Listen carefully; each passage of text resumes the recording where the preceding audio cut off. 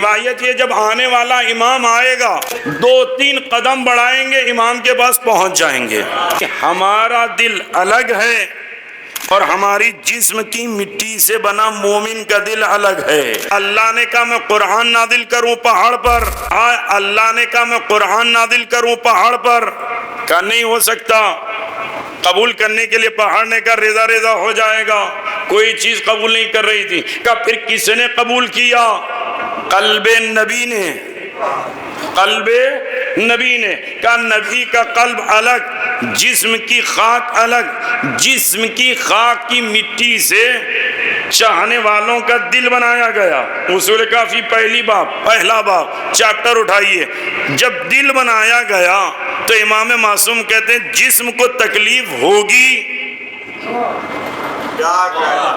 تو جو اس سے مربوط ہے، ریلیٹڈ ہے، متعلق ہے، اس کو بھی تکلیف ہوگی. اسی لیے امام نے کہا شیعتنا خلقوا من فاضلتنا، ہمارے شیعہ ہماری بچی ہوئی مٹی سے پیدا ہوئے. یفرحون بفرحنا، ہماری خوشی میں خوش ہوتے ہیں. ویحزنون بحزننا، ہمارے غم میں غمزدہ ہو جاتے ہیں. اب جب ولایت آ گئی، دل میں ولایت آ گئی، روایت یہ جب آنے والا امام آئے گا اور آواز دے کر کہے گا یا شیعتنا یا شیعتنا، یہ ہمارے شیعہ آ جاؤ.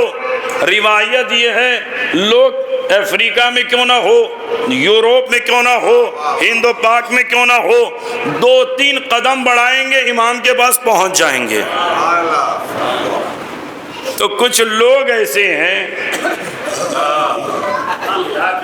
جو کہتے ہیں یہ کیسے ممکن ہے کہ چند قدم میں وہاں پہنچ جائیں. متوجہ رہ کر سنیے گا تو میں زیادہ تفصیل میں نہ جاتے ہوئے. کبھی آپ نے لوہار کی دکان دیکھی ہوگی جو بڑے بڑے لوہے کے ٹکڑوں کو توڑتا ہے، کاٹتا ہے.